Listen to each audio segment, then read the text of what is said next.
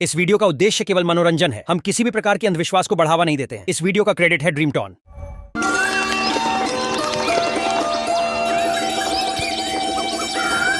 एक गांव में एक गरीब कुम्हार लखन अपनी बीवी सरला के साथ रहता था। वो सुबह से शाम तक मिट्टी के बर्तन बनाता और उन्हें बेचकर अपना घर चलाता था। उसकी बीवी सरला भी उसी की तरह मेहनती और अच्छे स्वभाव की औरत थी। लेकिन उसके ठीक बराबर में ही भीमा नाम का एक और कुम्हार भी रहता था, जो लखन के बिल्कुल विपरीत था। एक सुबह वो मजे से पलंग पर सो रहा था, तभी उसकी पत्नी मालती बोली, अरे उठ भी जाओ, अब क्या पलंग तोड़कर ही उठोगे? अरे थोड़ा और सोने दो ना भाग्यवान। कौन सी मेरी गाड़ी छूटी जा रही है, हैं? जरा बाहर निकल कर देखो, लखन कैसे सुबह सवेरे काम पर लग जाता है।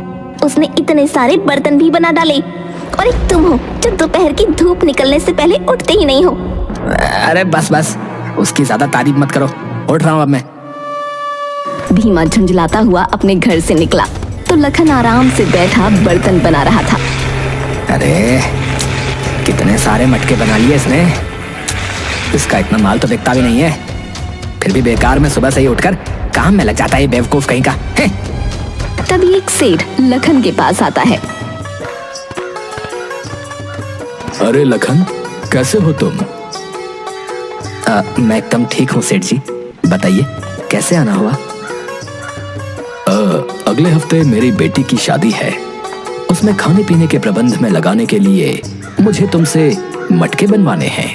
करीब 100 मटके चाहिए होंगे। ये सुनकर लखन ने आसमान की ओर देखते हुए कहा, प्रभु का बहुत बहुत धन्यवाद। महीने भर के बाद इतने मटके खरीदने के लिए कोई आया है। तुम ठीक 1 सप्ताह में 100 मटके तैयार कर दोगे ना? ये सुनकर भीमा तेजी से वहां पहुंचा। अरे सेठ जी, इस लखन को रहने दीजिए। मैं आपको 80 मटकों के पैसे में 100 मटके दे दूंगा पूरे, बता रहा हूँ, वो भी 1 हफ्ते के अंदर अंदर। भीमा, बात पैसों की नहीं है। लखन जो मटके बनाता है वो मजबूत और टिकाऊ होते हैं, और ये 1 दिन में काफी माल तैयार भी कर लेता है। और तुम्हारे बारे में तो पूरा गांव जानता है। दोपहर में सोकर उठते हो और उसके बाद भी सुस्ता सुस्ता कर काम करते हो। तुम्हारे बस का कुछ नहीं है। ये सुनकर भीमा मुंह बनाता हुआ अपने घर में वापस घुस गया। करवा ली ना अपनी बेइज्जती। अगर तुम भी सुबह उठकर मेहनत करना जानते तो वो सेठ सभी मटके तुमसे ही बनवाता, लेकिन तुम तो रोजाना दोपहर तक सोना। अब सोते रहो आराम से। अपनी बीवी का ताना सुन भीमा आग बबूला हो गया। ये गांव महाराज चंद्रभान के राज्य का एक हिस्सा था। उनकी राजकुमारी थी जिसका नाम था चित्रलेखा। एक दिन राजकुमारी की तालाब में स्नान करने की इच्छा हुई। वो अपनी 2 दासियों के साथ तालाब पर पहुंची, लेकिन स्नान करके जब वो तालाब से बाहर आई तो उनको ठंड लगने लगी। हाँ, बहुत ठंड लग रही है, जल्दी से आग का इंतजाम कीजिए, नहीं तो हमारी तबीयत बिगड़ जाएगी। राजकुमारी, हम अभी कुछ लकड़ियां इकट्ठी करके लाते हैं, हम उसमें आग जला देंगे और आप आराम से आग के सामने बैठकर अपना शरीर ताप लीजिएगा। नहीं नहीं, इतना समय नहीं है, हमें तो बहुत ठंड लग रही है। राजकुमारी इधर उधर नजरें दौड़ाती हैं तो उन्हें एक कुटिया नजर आती है। वो देखिए, सामने वो छोटी सी कुटिया है ना, वो खाली है, आप उसी में आग लगा दीजिए, हम उसके सामने बैठकर आग ताप लेंगे। लेकिन राजकुमारी, वो कुटिया किसी गरीब इंसान की होगी, वो सब हम देख लेंगे, आप जल्दी से आग जलाइए। राजकुमारी की आज्ञा अनुसार दासियों ने 2 पत्थर उठाए और उनकी मदद से कुटिया में आग लगा डाली। उसके बाद राजकुमारी आग के सामने बैठकर अपने शरीर को तापने लगी। हाँ, अब थोड़ी राहत मिली, वरना न जाने हमारा क्या हाल होता।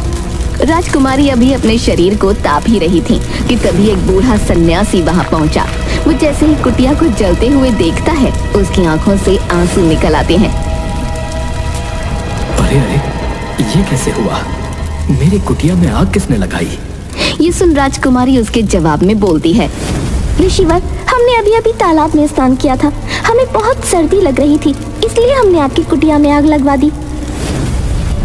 ये आपने ठीक नहीं किया राजकुमारी।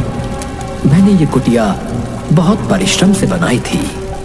ऋषिवर, आप उसकी फिक्र ना करें, हम राजकुमारी हैं। हम महाराज से कहकर आपके लिए एक पक्का घर बनवा कर देंगे। आपको इतनी सी कुटिया में रहकर गुजारा नहीं करना पड़ेगा। आपको अपने राजकुमारी होने पर बहुत घमंड है ना? तभी आपने मेरी कुटिया में आग लगा दी, ये सोचकर कि आप हमें इसकी जगह बड़ा घर बनवा कर दे देंगी। लेकिन शायद आपको ज्ञात नहीं है कि परिश्रम से बनाई हुई कुटिया भीख में दिए गए घर से अधिक मायने रखती है। और मैं एक सन्यासी हूं, मुझे बड़े घर का लोभ नहीं है। जिस धन वैभव के बल पर आपने ये पाप किया है, वो धन वैभव अब आपके काम नहीं आ पाएगा। ये सुनकर राजकुमारी और उनकी दोनों दासियां भयभीत हो गईं। मैं आपको श्राप देता हूँ राजकुमारी, आप जल्द ही अपने पैरों से अपाहिज हो जाएंगी। आपका धन वैभव, आपका राजकोष कुछ भी आपके काम ना आ सकेगा। एक राजकुमारी होने के बावजूद भी आप अपने पैरों पर कभी खड़ी नहीं हो पाएंगी। सन्यासी के इतना कहते ही राजकुमारी को अपने पैरों में दर्द महसूस होने लगा। दोनों दासियां परेशान हो उठीं। वो जल्दी से राजकुमारी को किसी तरह रथ में बैठाती हैं और उन्हें लेकर महल पहुंचती हैं। महल पहुंचने के बाद राजकुमारी को कुर्सी पर बैठाया गया। महाराज, महारानी और सभी दरबारी उनको दर्द में कराहता हुआ देखकर परेशान हो उठते हैं। राजकुमारी, ये आपको क्या हुआ? आपके चेहरे पर इतना कष्ट क्यों झलक रहा है? उनके जवाब में एक दासी बोलती है, महाराज, दोपहर राजकुमारी हमारे साथ तालाब में स्नान करने गई थी। तब दासी स्नान से लेकर कुटिया को जलाने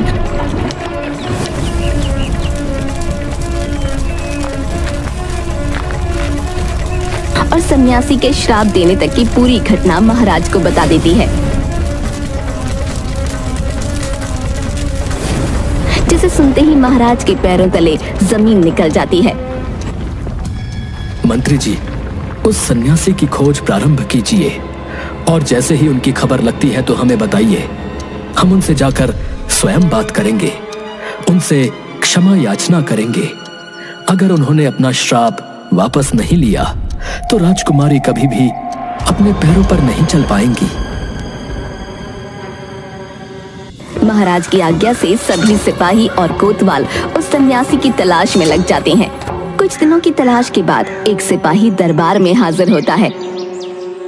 महाराज, हमें एक सन्यासी मिले हैं। उसी जंगल में एक बरगद के पेड़ के नीचे वो निवास कर रहे हैं। क्या वो वही सन्यासी हैं जिन्होंने राजकुमारी को श्राप दिया है?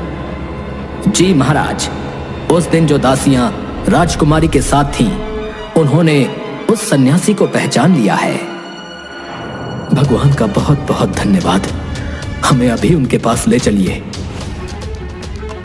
महाराज रथ में बैठ उसी सन्यासी के पास पहुंचते हैं और उसके सामने हाथ जोड़कर बोलते हैं, ऋषिवर, हमें क्षमा करें। हमारी राजकुमारी से जो भूल हुई है उसकी क्षमा हम आपसे मांगते हैं। आपकी राजकुमारी ने कोई छोटा पाप नहीं किया है राजन। हमें ज्ञात है ऋषिवर, परंतु हम आपसे क्षमा याचना करते हैं। आप अपना श्राप कृपया वापस ले लीजिए, वरना हम तब तक यहाँ से नहीं हटेंगे जब तक हम अपने प्राण नहीं त्याग देते। अपने सामने महाराज को हाथ जोड़े खड़ा देख सन्यासी को उन पर दया आ जाती है। अपना श्राप तो मैं वापस नहीं ले सकता, परंतु उसका तोड़ अवश्य बता सकता हूँ। जी अवश्य ऋषिवर, कृपया बताइए। आपके राज्य में एक ऐसा कुम्हार है जो बहुत ही परिश्रमी, ईमानदार और सबसे अच्छे स्वभाव का व्यक्ति है। उसने आज तक किसी का बुरा नहीं चाहा। अगर राजकुमारी उस कुम्हार के मटके से पानी पी लेती हैं, तो वो एकदम ठीक हो जाएंगी। उसके बाद आपको उस कुम्हार को एक बड़ा घर पुरस्कार स्वरूप देना होगा। अगर आपने ऐसा नहीं किया तो राजकुमारी फिर से अपाहिज हो जाएंगी। धन्य हो ऋषिवर, धन्य हो। महाराज उसी समय राज्य में मुनादी करवा देते हैं। सुनो सुनो सुनो, महाराज की उद्घोषणा सुनो। इस राज्य में जितने भी कुम्हार हैं, सभी अपने हाथ के बनाए मटकों में पानी लेकर दरबार में कल प्रस्तुत हों। सुनो सुनो सुनो। ये सुनकर लखन और भीमा भी उस आदमी के पास पहुंचते हैं। राजमहल में पानी खत्म हो गया है क्या, जो महाराज हम कुम्हारों के घर से पानी मंगा रहे हैं? अरे ऐसा नहीं है, राजकुमारी को एक सन्यासी ने श्राप दिया है, श्राप, जिसके चलते वो अपाहिज हो गई हैं, समझे? और वो श्राप तभी हटेगा जब राजकुमारी एक ईमानदार, परिश्रमी और सच्चे कुम्हार के मटके से पानी पियेंगे, समझे? इसलिए ये ऐलान किया जा रहा है, जिस किसी कुम्हार के मटके से पानी पीकर राजकुमारी ठीक होंगी, महाराज उसको एक बड़ा घर और बहुत सा धन पुरस्कार स्वरूप भेंट देंगे, समझे? ये सुनकर सरला लखन से बोलती है, अगर ऐसा है तो आपको महल जरूर जाना चाहिए। हो सकता है आपके मटके से पानी पीकर राजकुमारी ठीक हो जाए। हाँ, मैं अवश्य जाऊंगा सरला। इनकी बातें सुनकर भीमा और उसकी पत्नी अपने घर में जाकर बातें करने लगते हैं। देख लिया आपने, अगर आप भी सच्चे अच्छे और मेहनती कुम्हार होते तो आप ही के मटके से पानी पीकर राजकुमारी ठीक होती और हमको एक बड़ा घर, धन दौलत सब मिलता। लेकिन आप तो उसमें क्या ही बोलूं। इस पर भीमा के चेहरे पर एक रहस्यमयी मुस्कान छलक आई।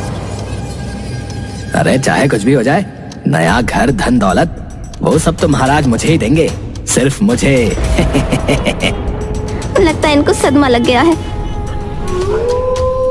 रात होने पर भीमा अपने हाथ का बना एक मटका लेकर अपने घर से निकलता है। वो देखता है कि लखन के घर के आंगन में कुछ मटके रखे हुए हैं। वो दबे पांव लखन के घर के आंगन में पहुंचता है। वहां जाकर वो सिर्फ एक मटका छोड़कर लखन के सारे मटके तोड़ देता है। फिर उसे एक मटके की जगह अपने हाथ का बनाया मटका रखकर लखन के हाथ का बना मटका वो अपने घर ले आता है और फिर चुपचाप से खुश होता हुआ लेट जाता है। अब मुझे धनवान होने से कोई नहीं रोक सकता, कोई नहीं। अगली सुबह राज्य के कई कुम्हार अपने हाथ में पानी का मटका लिए हुए दरबार में हाजिर होते हैं। मंत्री जी, सभी कुम्हारों से एक एक करके मटका लीजिए और राजकुमारी को पानी पिलाइए। मंत्री एक कुम्हार से मटका लेता है और उस मटके का पानी राजकुमारी को पिलाता है। राजकुमारी, उठने का प्रयास कीजिए। राजकुमारी उठने की कोशिश करती हैं, लेकिन वो अपनी जगह से उठ नहीं पाती। नहीं पिताजी, हम नहीं उठ पा रहे। उसके बाद मंत्री लखन के हाथ से मटका लेकर उसका पानी राजकुमारी को पिला देता है। अरे लखन का जैसा सच्चा और अच्छा कुम्हार तो पूरे गांव में कोई नहीं है। अब तो राजकुमारी के ऊपर से सांप हट ही जाएगा। हाँ राजकुमारी, अब पुनः प्रयास कीजिए। राजकुमारी फिर से उठने की कोशिश करती है, लेकिन नहीं पिताजी, हम अब भी नहीं उठ पा रहे। ये देखकर सभी गांव वाले हैरान रह जाते हैं, क्योंकि वो सभी लखन के बारे में जानते थे। तभी भीमा बोलता है, मंत्री जी, पूरे राज्य में मुझसे ज्यादा सच्चा और अच्छा कुम्हार कोई नहीं है। हाँ, आप मेरे मटके का पानी लीजिए, राजकुमारी अवश्य ठीक होंगी। हाँ। ये सुनकर अब मंत्री भीमा के हाथ से मटका लेकर उसका पानी राजकुमारी को पिलाता है और उसके पीते ही पिताजी, हमारा दर्द खत्म हो गया है। तभी राजकुमारी भी अपने पैरों पर उठ खड़ी होती है और सभी गांव वाले ये देखकर हैरान रह जाते हैं। पिताजी, हम ठीक हो गए, देखा आपने? हाँ राजकुमारी, हमें बहुत प्रसन्नता है कि आपके ऊपर से श्राप हट गया है। पूरे दरबार में अब खुशियों की लहर दौड़ जाती है और महाराज मंत्री से बोलते हैं, भीमा की वजह से राजकुमारी ठीक हुई है।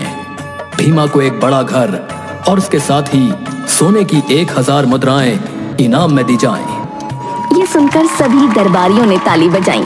भीमा लखन की तरफ देखकर शैतानी अंदाज में मुस्कुराया, लेकिन लखन के चेहरे पर जलन का नामो निशान भी नहीं था।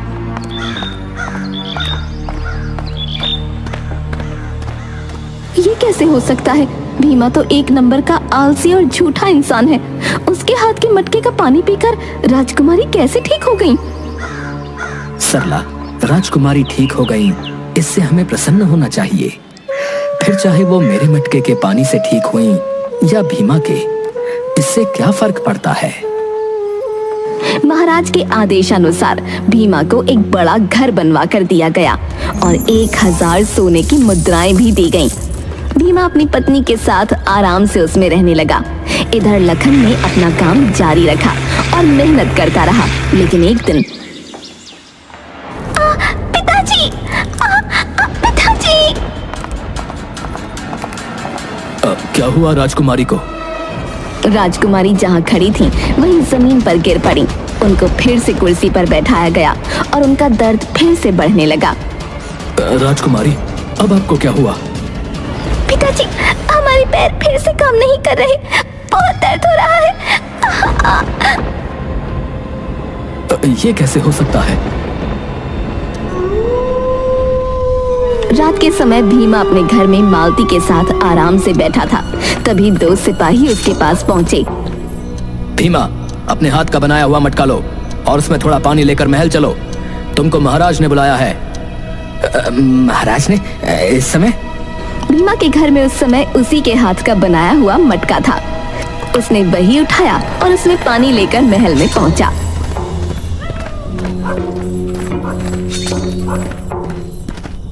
भीमा, तुम जल्दी से अपने हाथ के बने मटके से राजकुमारी को पानी पिलाओ। इनका दर्द बढ़ता जा रहा है। इस बार भीमा ने जैसे ही राजकुमारी को अपने मटके से पानी पिलाया तो राजकुमारी को कुछ महसूस नहीं हुआ।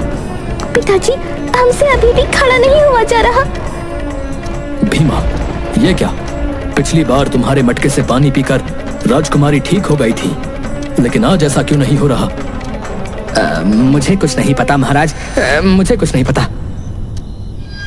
अगर तुमको नहीं पता तो किसे पता होगा? महाराज, इस विषय में हमें एक बार फिर से उस सन्यासी से मिलकर बात करनी चाहिए। ठीक है मंत्री जी, रथ निकलवाइए। महाराज रथ में सवार फिर से उस सन्यासी के पास पहुंचे और उसको सारा हाल बताते हैं। राजन, मैंने आपसे कहा था कि जिस कुम्हार के मटके का पानी पीकर आपकी राजकुमारी ठीक होंगी, आपको उसे एक बड़ा सा घर पुरस्कार स्वरूप देना होगा। ऐसा न करने पर राजकुमारी पुनः शापित हो जाएंगी। लेकिन ऋषिवर, हमने ऐसा ही किया है। जिस कुम्हार के मटके का पानी पीकर राजकुमारी पहले ठीक हुई थी, उसी को हमने एक घर और धन इनाम स्वरूप दिया था। क्या तुम पक्का कह सकते हो कि वो मटका उसी कुम्हार ने बनाया था? अब महाराज का दिमाग बुरी तरह घूम गया था। वो महल पहुंचे और भीमा पर गरज कर बोले, तुम सच सच बताओ भीमा, वो मटका तुम कहां से लाए थे?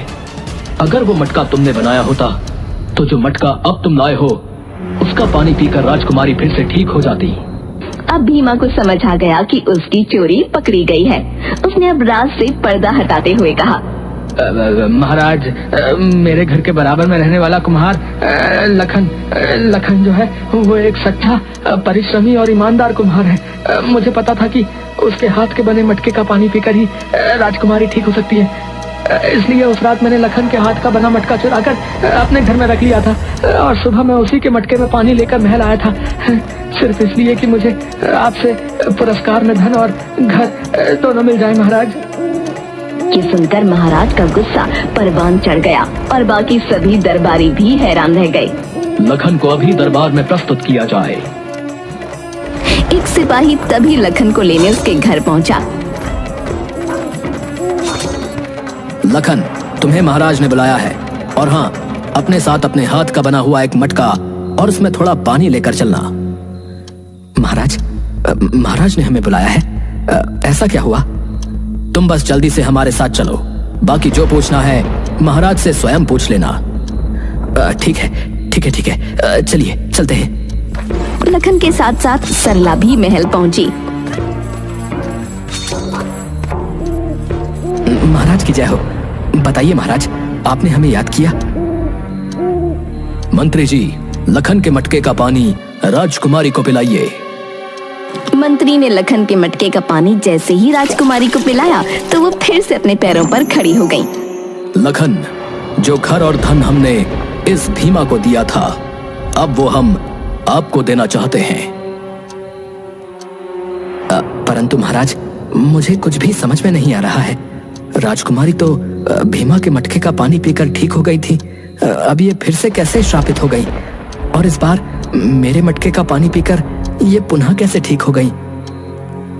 नहीं, वो पानी भले ही भीमा के घर का था, लेकिन वो मटका तुम्हारे हाथ का बना था। ये कैसे हो सकता है महाराज? अब महाराज ने भीमा की तरफ देखा और भीमा ने सारा माजरा लखन को बताया।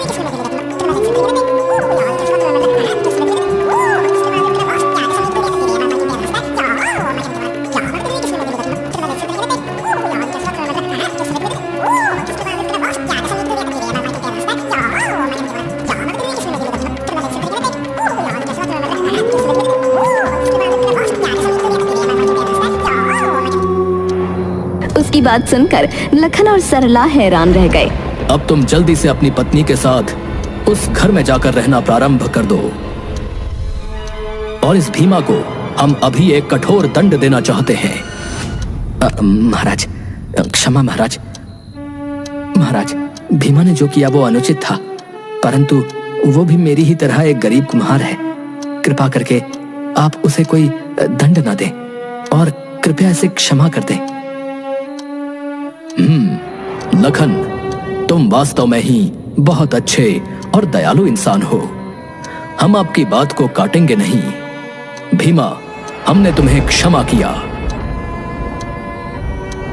ये सुनकर भीमा ने लखन के आगे हाथ जोड़कर उसका धन्यवाद किया।